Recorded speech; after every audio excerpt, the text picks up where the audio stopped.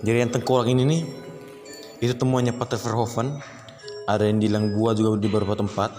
Jadi dulu itu kan orang kita tuh berpikir atau konsep-konsep yang ada tuh, kita punya ras yang datang ke sini itu kebanyakan dari ini ras Melanesian yang datang dari Myanmar, datang dari Vietnam. Tapi dengan penemuan ini nih, saat ditemukan itu waktu diteliti itu ternyata ini nih adalah tengkorak dari ras Proto-Negroid.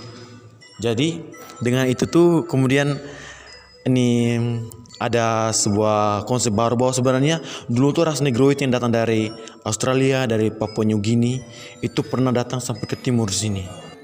Ini ciri khasnya orang Negroid itu karena dia punya dahinya, lalu dia punya tulang pipinya. Ini yang diteliti, yang fosilnya waktu ditemukan langsung dibawa ke Jerman lalu diteliti di sana. Selain ada tengkorak juga ada dua tengkorak monyet, dan juga ini ada dua tengkorak Varanus Hoyer. Ini adalah tikus purbakala yang dulu oleh orang-orang purba itu dijadikan sebagai bahan makanan. Ini kira-kira usianya itu sekitar 18.000 tahun sebelum Masehi. Lalu di sini kita bisa lihat ini gading. Ini gading dari gajah asli Flores yang ini adalah subspesies dari gajah yang dari Jawa, dari Kalimantan, dari Sumatera. Dari subspesies gajah ini adalah namanya itu Stegodon Trigonocephalus florensis. Ini gajah asli Flores.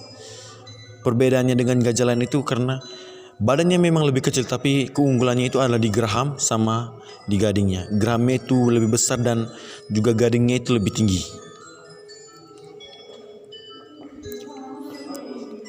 Yang ini tembikar dan kendi-kendi yang ditemukan Pater Verhoeven juga. Banyak kegunaan seperti mengisi air seperti biasa. Yang ini bahasa Indonesia itu orang sebut sebagai moko, atau orang Sikat sebutnya sebagai to'o atau to'a. Lalu pertamanya ini datang dari zaman perunggu. Pertamanya itu sebagai alat musik seperti tifa. Tapi kemudian lewat perdagangan disebarkan ke sini mempunyai arti lain untuk budaya kita sendiri. Untuk budaya Sikat sendiri ini itu lambang kesuburan. Jika disandingkan dengan gading dalam suatu rupa tertentu itu mempunyai arti tertentu seperti arti penyatuan antara langit dan bumi saat ritual pemanggil hujan, atau waktu digunakan juga waktu ini ritual pernikahan. Yang ini itu seperti ini ada barang-barang tempat isi perhiasan, juga ada untuk isi apa tuh namanya? Perhiasan. Bukan, ini sirip pinang. Ini juga kita bisa lihat ini dari zaman perunggu, ini beberapa peninggalan. Juga dari zaman perunggu itu namanya Chris Dongson.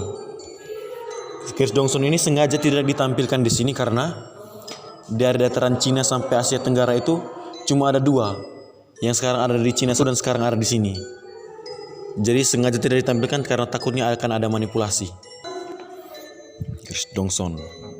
Lalu syair ini sejauh yang saya pelajari, ini sebenarnya itu adalah syair tentang kisah penciptaan. Yang ditampilkan ini bait pertama dari syair itu. Terdapat 15 bait sebenarnya, hanya yang ditampilkan ini, yang ditulis ini cuma bait pertama. Seng gun seng nulun, itu artinya dahulu sekali. Seng bikon seng blowot, itu saat miring, saat rapuh sekali. Lalu ini bukan seng watu tetapi seng nalu. Bukan seng nalu tapi seng watu. Seharusnya itu seng watu. Ini berdasarkan sumber dari dari seng watu. Ini dari Pak Endi yang penjaga museum itu, dia katakan sebenarnya itu seng watu. Seng watu Wonurak. Seng watu Wonurak itu dia nyatakan sebagai waktu batu itu masih sangat muda, seperti stalaktit yang di gua itu. Stalaktit itu kan ada beberapa bagian tuh yang saat kita pegang itu masih seperti agar-agar, masih muda sekali, masih lembek. Lalu saing tanah pun klerok itu seperti sewaktu tanah itu masih muda sekali, masih seperti kecambah yang baru muncul, masih seperti pinang yang muda sekali. Lalu Deo Treta Wulan Wutu itu Allah yang ada di atas bulan sana. Kela ini juga bukan Kela Bekor tapi Kela Bekong kalau tidak salah ya. Kela Bekong yang tanah itu artinya memberi tanah ini kehidupan, memberi kita hidup di tanah ini begitu. Yang ini. Lalu ini mulai ada batu-batu. Batu-batu ini secara umum batu-batu ini sebenarnya itu suatu bentuk periodisasi bagaimana perkembangan manusia di masa Neolitikum. Di bagian pertama ini masih batu-batu besar, saat itu bisa dibilang nenek moyang kita itu belum punya keterampilan khusus. Jadi batu-batu besar yang ada ini dipakai untuk memburu hewan, menebang pohon, masih dengan batu-batu sebesar ini. Lalu yang batu-batu yang ini, yang mulai ceper ini, saat nenek moyang kita itu mulai punya keterampilan. Lalu contoh-contoh batu ini itu adalah contoh-contoh batu yang dibuat sebagai jadi kapak persegi panjang, kapak lonjong. Ini contoh-contoh batunya.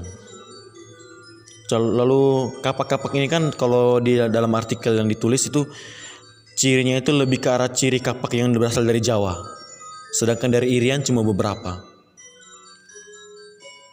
Lalu yang paling kecil ini itu ada yang dari batu, ada yang dari tulang. Itu orang dulu biasa jadikan sebagai mata panah, mata tombak.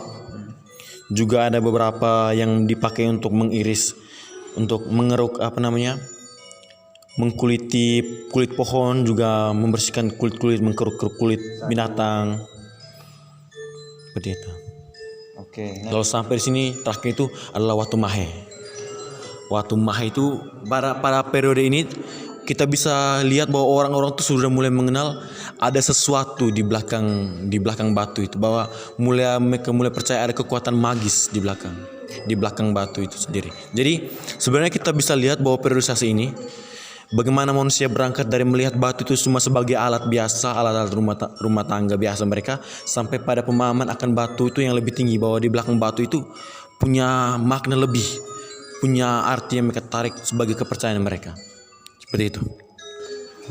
Lalu tiga lukisan ini secara umum itu merupakan 3 jilid dari buku yang ditulis oleh Karel Stenbrink tentang penyebaran Katolik di Indonesia, khususnya secara khusus itu di Flores. Jadi 3 lukisan ini sebenarnya cuma seperti sebuah visualisasi dari para pelukis yang menggambarkan setiap jilid buku. Di jilid pertama itu soal bagaimana situasi pada saat para Portugis dan Belanda masuk. Lalu situasi kedua itu perkembangan setelah para misionaris mulai ada di tanah ini. Lalu di jilid ketiga itu bagaimana gereja saat itu dan budaya saat itu disandingkan bersama dengan politik, Itu menggambarkan bagaimana dulu Portugis datang, mereka dari kapal lalu tiba pertama dari barat. Lalu ini punya banyak versi ceritanya. Tapi di sini kalau saya pribadi menafsirkan itu seperti dahulu itu kan kita punya nenek moyang itu belum kenal yang namanya sistem raja. Sistem feodal itu belum ada, cuma ada para tuan tanah, para mosalaki. Jadi di antara para tuan tanah itu ada satu ketua. Tapi para orang-orang Portugis, orang-orang Belanda, untuk melemahkan kesatuan kita itu mereka mulai menerapkan politik pecah belah, yakni dengan mengangkat dari 1-2 raja di antara para suku itu, dan kemudian itu mulai terjadi perang saudara. Jadi gambarnya itu saya bisa tafsirkan seperti itu untuk saya pribadi. Ya, perpecahan. Lalu di sini ada gambar Tuan Mar, Tuan Ana. Ini sebenarnya kita bisa tahu bahwa sebelum agama masuk itu kepercayaan tradisional, agama-agama tradisional itu sudah ada. Seperti kalau di Momere ini, di Sike ini orang kenal itu Amal Wulan Reta dan Inanian Tanawawa. Lalu kalau ini kan gambaran seperti bagaimana setelah inkulturasi masuk dengan ke agama tradisional, antara gereja dan agama tradisional ada inkulturasi, dan muncullah budaya-budaya seperti Tuan Mal, Tuan Ana. Gambaran Tuan Ana ini itu gambaran seperti festival besar, yang mana setiap kali dulu itu kalau seandainya ada perayaan-perayaan religius kecil apapun, akan ada satu perayaan besar, bahkan sampai 7 hari 7 malam. Lalu gambaran Tuan Ma ini mengapa digambarkan besar sekali? Karena itu bisa dapat diinterpretasikan sebagai bentuk bagaimana dulu perempuan itu dalam kebudayaan itu martabatnya itu dijunjung tinggi sekali. Bahwa harkat dan martabat perempuan itu tinggi sekali. Tapi di balik bahwa konsep harkat dan martabat perempuan yang punya lambang kesuburan itu tinggi sekali, tetap ada praktik-praktik yang kita bilang sebagai praktik-praktik kelam di mana perempuan itu dibunuh lalu darahnya itu dialirkan di ladang supaya tanah itu kemudian dianggap menjadi subur. Seperti ada cerita-cerita tentang Inia Pare itu. Bagaimana tengkorak tuh mau menumbuhkan bunga, bagaimana mayat perempuan itu menghasilkan benih. Yang ini jilid kedua tentang situasi bagaimana situasi kita waktu misionaris mulai datang, mulai ada sekolah, mulai ada rumah ibadat, mulai ada pengajaran agama, lalu mulai ada pelatihan keterampilan seperti ada bengkel misi, juga ada percetakan Al-Nurus dan juga mulai ada seminari-seminari. Lalu yang ini mengapa digambarkan satu saja? Ini gambar Muslim di sini karena dapat ini interpretasi saya berdasarkan sejarah itu karena saat itu tuh Belanda melihat kelompok Muslim itu sebagai kelompok yang menghambat. Jadi saat itu kelompok Muslim itu tidak terlalu dipandang oleh para misionaris Belanda atau para penjajah Belanda. Jadi seperti itu. Lalu di sini itu ada cerita menarik sebenarnya yang akan kita bawa terus sampai pusat. Bahwa di sini itu ada sekolah khusus perempuan. Bahkan sebelum Raden Ajeng Kartini bilang bahwa perempuan itu juga harus belajar. Sebelum Raden Ajeng Kartini mulai emansipasi, menyatakan ada emansipasi. Jadi di sini itu kalau berdasarkan pernyataan para tim riset itu saat Raden Ajeng Kartini baru saja lahir, di Flores sendiri sudah ada sekolah khusus perempuan yang mendidik para perempuan untuk menjadi guru, jadi biarawati dan juga jadi perawat. Jadi itu. Ini mengapa kita lihat bagaimana dulu misionaris itu berjasa besar sekali untuk pergerakan pendidikan perempuan dulu. Juga di masa ini itu ada film pertama yang Ria Rago itu yang pernah kita diskusikan bersama itu merupakan film pertama yang sebenarnya sudah dibuat di Flores ini oleh 2 misionaris yang belajar khusus di Hollywood untuk buat film. Begitulah. Kira-kira sebagian secara umum seperti itu. Lalu ini jilid ketiga, buku di jilid ketiga yang sebenarnya menggambarkan bagaimana posisi gereja saat itu di tengah perjuangan politik identitas.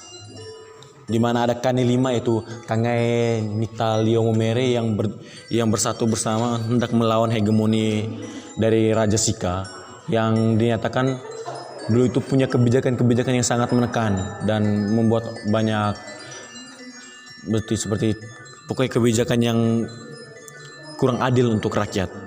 Juga dilihat juga karena sistem pusat pemerintahan dulu kan karena di Sika. Jadi orang-orang Sika semua kebanyakan orang Sika yang ambil peran dalam perpolitikan. Sedangkan orang-orang dari Kangai Nita Liomomere itu tidak terlalu diperhatikan. Secara umum seperti itu. Ini gambaran umum. Di sini itu ini adalah musik, tapi musik ini bukan sembarang musik. Musik ini notasinya itu diambil dari data seismik atau seismograf yang ada di Amerika Serikat, di mana itu seismograf itu mencatat pergerakan bumi yang di tanah Flores ini dari tahun 1961 sampai 2020 kemarin. Jadi data seismik itu kemudian dinotasikan menjadi bunyi ini. Jadi kita bisa bilang bunyi ini adalah bunyi tanah kita, bunyi tanah yang kita injak sekarang tuh seperti ini.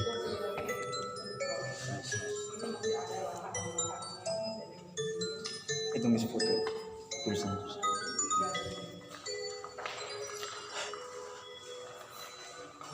Lalu di ruangan bagian dalam ini kita bisa melihat itu pada bagian kiri itu ekspedisinya Pater Verhoeven.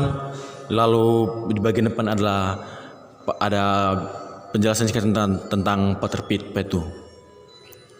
Dari Pater Verhoeven ini dia memang seperti yang dari awal itu dia memang misionaris yang sangat terkenal untuk mulai adanya penggalian barang-barang peninggalan dulu dari misionaris Belanda. Ada yang di Liang Bua, ada beberapa gua di Riung. Itu dia yang melakukan ekskavasi di sana, penggalian penelitian di sana. Lalu di sini kita lihat sebenarnya cara menampilkan barang-barang yang hasil peninggalan yang ditemukan itu oleh Pater Verhoeven itu ditampilkan secara sangat barat, artinya bahwa satu barang itu ditampilkan seperti dalam satu etalase, kemudian dijelaskan secara rinci bahwa barang ini ditemukan pada tahun ini, usianya kira-kira seperti ini, lalu kegunaannya itu cara yang sangat barat. Ini dia ada Pater Piet. Di sini ada foto yang dia setelah ditabiskan dia membaptis kedua orang tuanya yang saat itu masih penganut agama tradisional. Lalu ada ini perjalanan terakhir Pater Piet yang ke Bejawa. Di situ sebenarnya ditemukan satu peninggalan berupa tengkorak itu baru tengkorak itu diameter tengkoraknya itu sekitar 50 cm.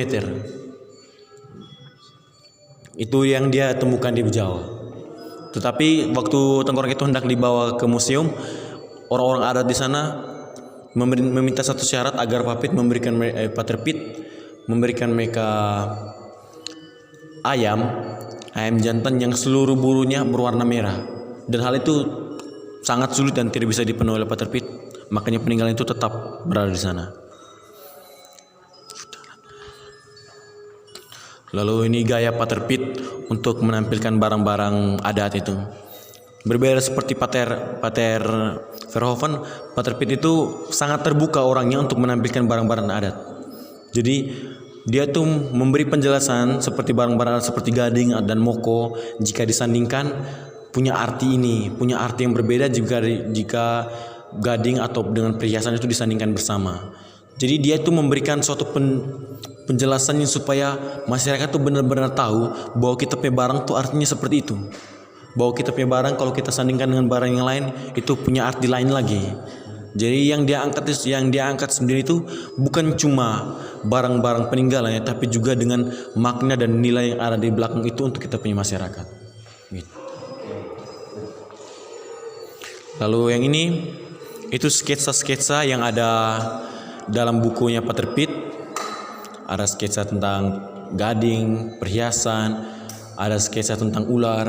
Bagaimana dulu itu kan orang-orang Portugis itu datang lalu menyatakan bahwa kita punya pulau itu namanya Pulau Nusa Bunga. Namanya jadi Flores sekarang karena itu mereka katakan banyak bunganya di pulau ini. Tapi Pater Piet itu datang dengan konsep yang berbeda. Kan dia melihat bahwa setiap masyarakat, setiap orang asli di pulau ini dari ujung barat sampai ujung timur itu menyebut pulau Pulau Flores ini sebagai pulau ular, Nusa Nipa. Jadi itu yang kemudian diangkat terus karena bukan Nusa Bunga saja ini Flores ini, tapi dia itu Nusa Nipa, pulau ular, karena setiap daerah tuh punya seperti suatu kedekatan, punya cerita tersendiri dalam masing-masing daerah itu bahwa ular itu sebenarnya punya nilai yang tinggi untuk kita punya pulau. Ada beberapa sketsa ini, ada beberapa yang ada di tenunan adat, sketsa khususnya. Lalu ada beberapa tanaman-tanaman, juga ada ritual-ritual seperti ini pare. Lalu sketsa ini itu di Wolotopo. Sketsa ini di Wolotopo.